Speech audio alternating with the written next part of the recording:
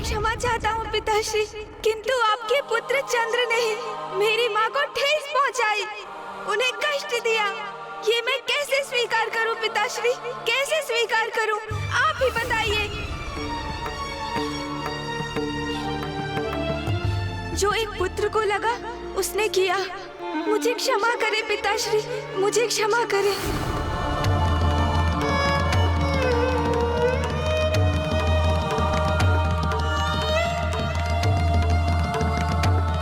गणेश कुछ भी सुनने और समझने को तैयार क्यों नहीं हो रहा है?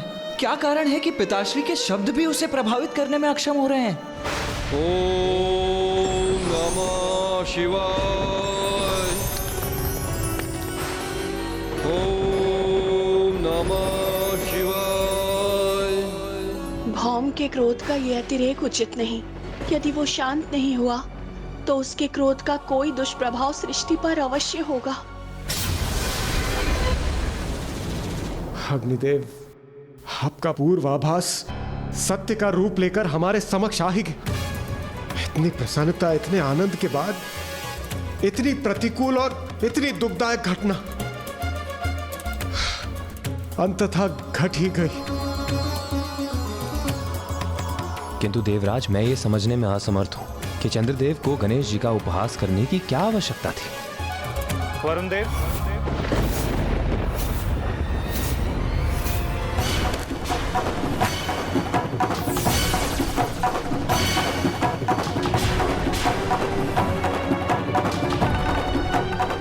ये तो मैं भी समझ नहीं पा रहा कि इतनी बड़ी भूल के लिए मैं प्रेरित कैसे हुआ। आपके इस मनोहर रूप पर जिसकी भी दृष्टि पड़ेगी चंद्रदेव, वो कलंकित हो जाएगा, कलंकित हो जाएगा।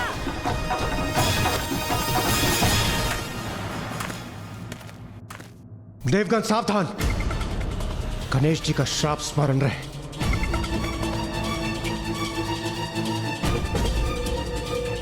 चंद्रदेव, आप और यहां? तो मैं क्या करूं इंद्रदेव, आप ही बताएं, ये कैसी विडंबना है। मैं भी तो एक देवता हूं, किंतु अब प्रथम पूज्य गणेश जी के श्राप उपरांत देवताओं के मध्य मेरी उपस्थिति वांछित नहीं। आप ही बताएं, क्या करूं देवराज, कहां जाऊं मैं?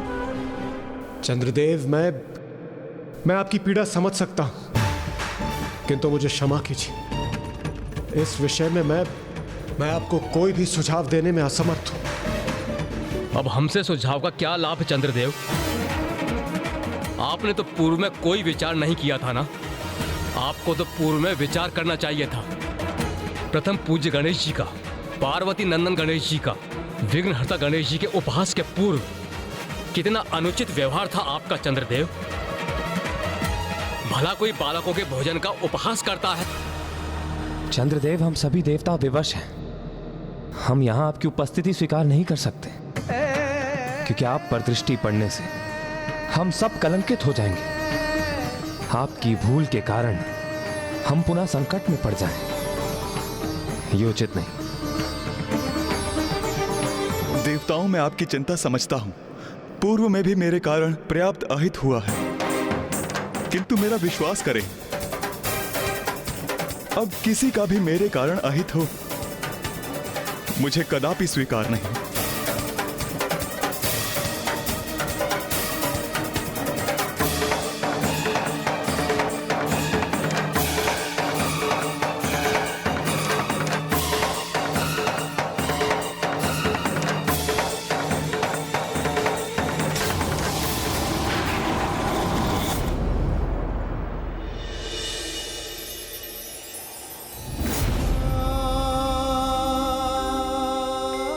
ये मैंने स्वयं को कैसे संकट में डाल दिया है। जिनसे मुझे स्नेह है उन्हीं के लिए अहितकर हो गया हूं मैं।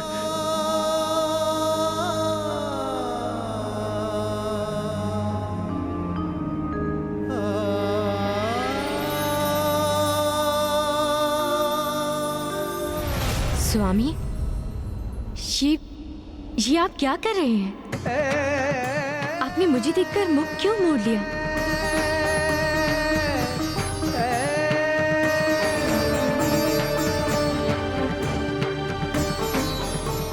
स्वामी, नहीं रोहिणी, वहीं रुक जाइए। मेरे निकट आने की भूल ना करें। मैं आपसे विदा लेने आया हूं, मुझे वहीं से विदा कीजिए।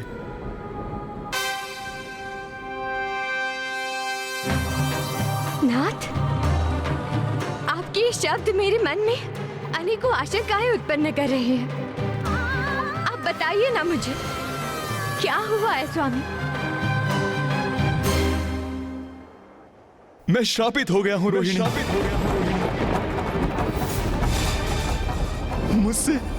मुझसे बहुत बड़ी भूल हो गई, जिसके परिणाम स्वरूप गणेश जी ने मुझे श्राप दिया है। आपके इस मनोहर रूप पर जिसकी भी दृष्टि पड़ेगी चंद्रदेव, वो कलंकित हो जाएगा, कलंकित हो जाएगा, कलंकित हो जाएगा।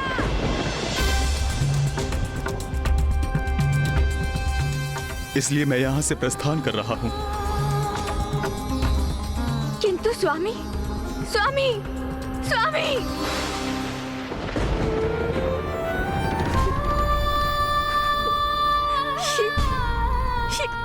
कैसा अनर्थ हो गया।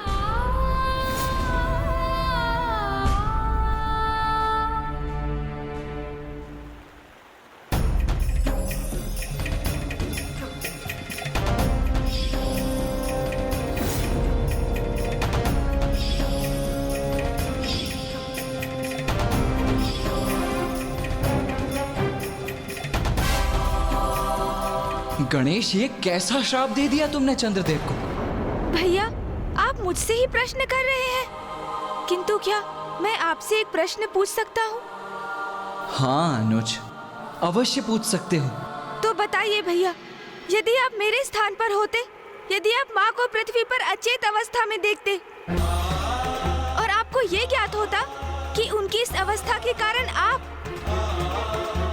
आपके प्रति उनका अगाध स्नेह है, आपके हित की चिंता है और उसी कारण हमारी माँ को इतना अपार कष्ट हुआ है, और जब आपको ज्ञात होता कि उस अवस्था को उत्पन्न कराने वाला दोषी कौन है, तो क्या आप उसे क्षमा कर देते? बताइए मुझे, क्या करते आप भैया? मेरी माँ को कष्ट पहुंचाने वाले दोषी को मैं अवश्य कठोर से कठोर दंड देता गणेश। तब तो मैंने जो किया वो भी उचित था ना भैया, मैं सर्वथा निर्दोष हूँ। तुम सर्वथा उचित कह रहे हो गणेश, किंतु पिताश्री भी तो अनुचित नहीं कह रहे हैं। उनका कथन भी तो सर्वथा उचित है। वास्तविकता में उचित और अनुचित कुछ होता ही नहीं है। ये तो परिस्थिति है जो दो मित्रों को, परिजनों को, दो सकारात्मक शक्तियों को भी परस्पर विरोधी बना देती है। और अब तुम्हारे श्राप के प्रभाव से वो और भी कष्ट का कारण बनेंगे। अपने परिवार के साथ साथ समस्त सृष्टि के अहित का कारण बनेंगे वो।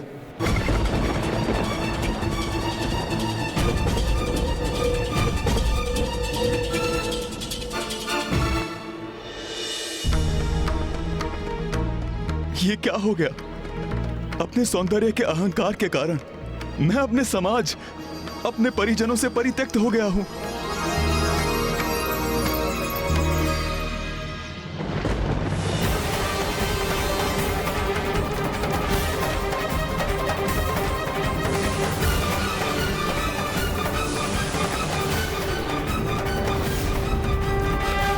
आपके इस मनोहर रूप पर जिसकी भी दृष्टि पड़ेगी चंद्रदेव, वो कलंकित हो जाएगा, कलंकित हो जाएगा, कलंकित हो जाएगा।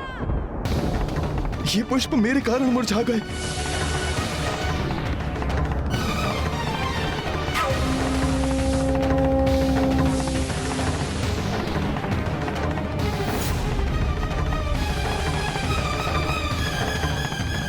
सत्य है, ये मेरी उपस्थिति का दुष्प्रभाव है।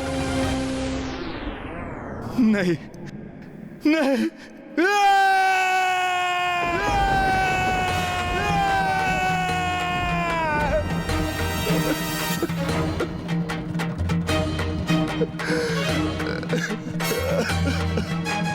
जो कुछ भी मेरे समक्ष है वे सब मेरे कारण ही कलंकित हो रहे हैं। ये सर्वथा अनुचित है। इतना बड़ा कलंक मैं स्वयं पर नहीं ले सकता, नहीं ले सकता मैं। अब तो मैं किसी को भी अपना मुख नहीं दिखा सकता। क्यों किया मैंने ऐसा? प्रथम पूज्य विघ्नहर्ता श्री गणेश के साथ ऐसा अनुचित आचरण क्यों किया मैंने? अब अपने इस दोषपूर्ण आचरण के कारण मैं सभी के लिए अदर्शनीय, वर्णहीन और अत्यंत मलिन हो गया हूं।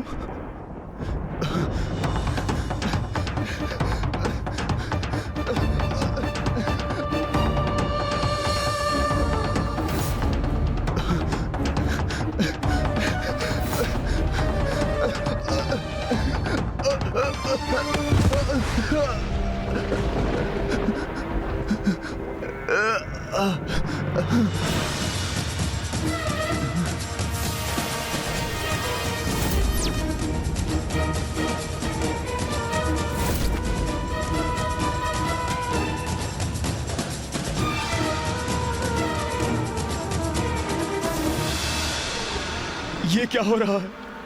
ये कैसी काली मचा रही है? नहीं, अब मैं किसी को अपना मुख नहीं दिखाऊंगा और ना ही किसी के कलंकित होने का कारण बनूंगा। मैं सदा के लिए इस जलकुंड में छिप जाता हूं और इसके भीतर मुझे कोई देख नहीं सकेगा।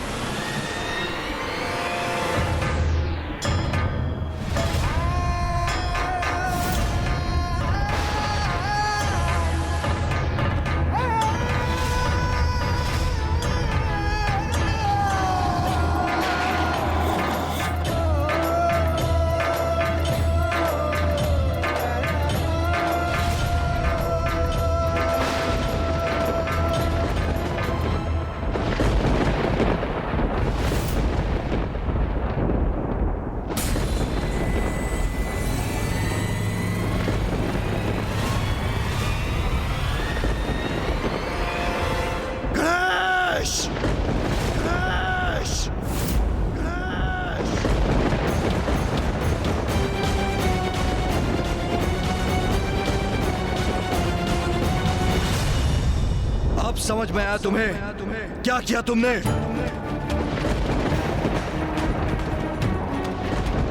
मैं तो माँ के साथ था पिताश्री।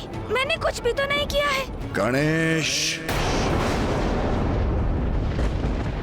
पिताश्री, प्रतीत होता है चंद्रदेव अपना स्थान छोड़कर कहीं और प्रस्थान कर गए हैं। ये तो सर्वथा उचित है। अति उत्तम है भैया।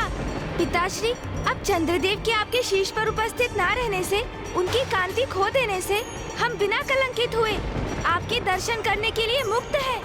हमारी समस्या का समाधान तो स्वतः ही हो गया। हमारा परिवार अब पुनः कुशल है। ये गणेश को क्या हुआ? सदा अन्य सभी की चिंता करने वाला मेरा पुत्र अचानक कितना कठोर कैसे हो गया? पुत्र, जो तुम कर चुके हो उसके प्रभाव के बारे में एक बार गहनता से मंथन करो। जाओ पुत्र। ब्रह्मदेव, माता सरस्वती, गणेश जी ने जो भी किया उसका कारण समझती हूँ मैं। मेरे स्वामी चंद्रदेव ने भूलवश माता पार्वती को कष्ट पहुंचाया, किंतु स्वामी सभी की दृष्टि से ओझल हो गए। अब तो उन्हें गए भी कई दिवस गुजर चुके हैं। किसी को भी ज्ञात नहीं है कि वो कहाँ है। देवी रोहिणी, गणेश के लिए उसके माता पिता ही सर्वोच्च हैं। तो गणेश, जो अन्यथा निष्कपट और सरल और कोमल हृदय बालक है, अपनी माता को कष्ट में देखकर उसका क्रोध जागृत होना भी स्वाभाविक है। प्रभु, मैं केवल अपने स्वामी के लिए विनती करने यहाँ प्रस्तुत नहीं हुई हूँ। तनिक विचार कीजिए, चंद्रदेव से रिक्त संपूर्ण सृष्टि असंतुलित हो जाएगी। संपूर्ण प्रकृति पर, सभी जीवों पर स्वामी की अनुपस्थिति का भयंकर और विनाशकारी प्रभाव होगा। प्रभु, अब आप ही हम सभी की रक्षा का और सृष्टि के हित का कोई उपाय सुझाइए। प्रभु, कोई उपाय सुझाइए।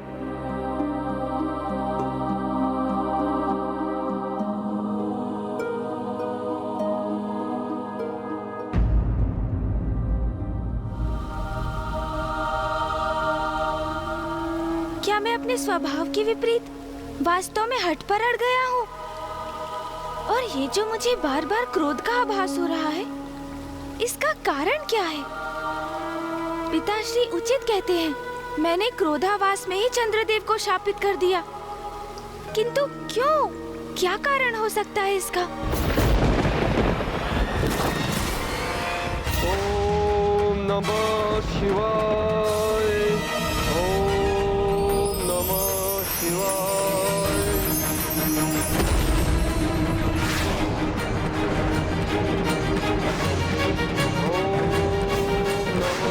शिवाय।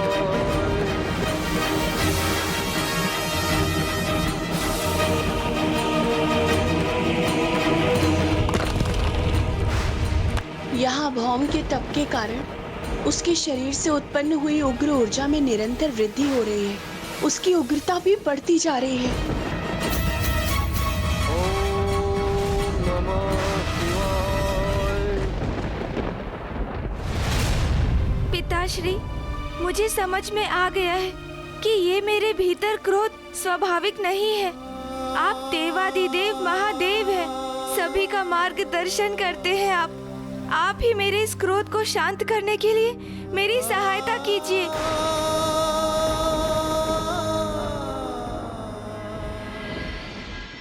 पुत्र गणेश एक अंतर्द्वंद से जूझ रहा है। पुत्र कार्तिकेय, तुम जाओ, उससे संवाद करो, उसे उचित मार्ग दिखाओ, उसे समझाओ कि चंद्र की उपस्थिति के बिना ब्रह्मांड को क्या क्षति पहुंचेगी। जाओ पुत्र। जो आज्ञा पिताश्री।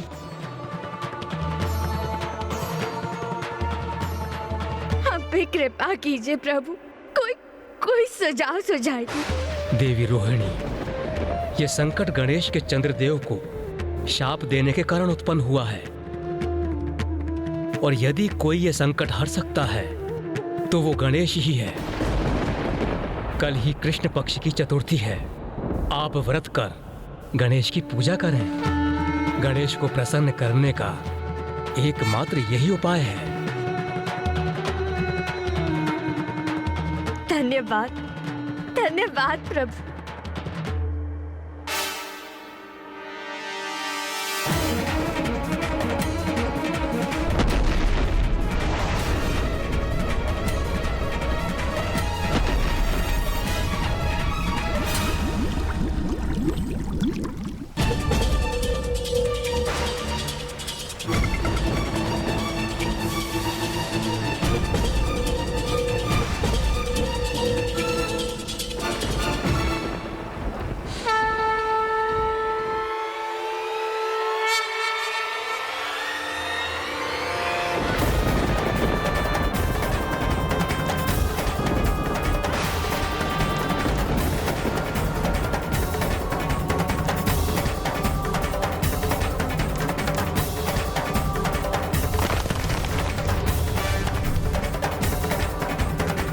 देखा अनुज गणेश, चंद्रदेव की अनुपस्थिति के कारण ही संपूर्ण सृष्टि में ऐसी भयंकर उष्मता उत्पन्न हुई है। हमें इसका कोई ना कोई निदान तो ढूंढना ही होगा ना अनुज। आओ अनुज गणेश, मेरे साथ पिताश्री के निकट चलो। अब इस परिस्थिति से हमें मुक्त कराने का कोई उचित सुझाव देकर वही हमारा मार्गदर्शन कर सकते हैं। अनुज।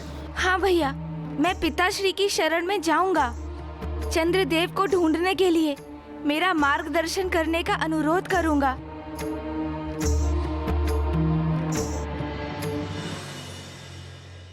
इस संकट से मुक्ति का मार्ग जो ब्रह्मदेव ने हमें बताया है, उस पर अड़िग रहूंगी मैं।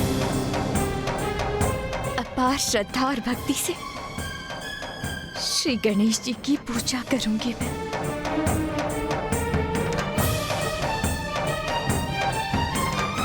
देवी रोहिणी, प्रथम पूज्य गणेश जी को प्रसन्न करने हेतु हम सब देवता भी इस पूजा में आपके साथ सम्मिलित होंगे।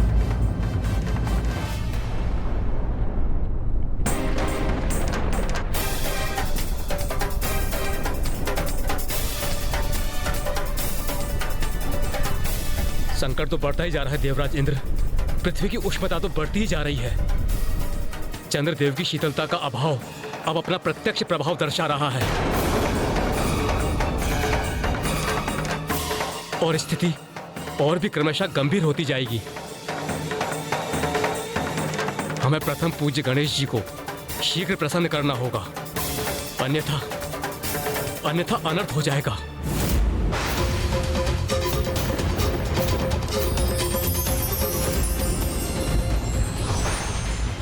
भक्ति की शक्ति से हम किसी भी समस्या का समाधान पा सकते हैं। बस आवश्यकता है पूर्ण समर्पण की।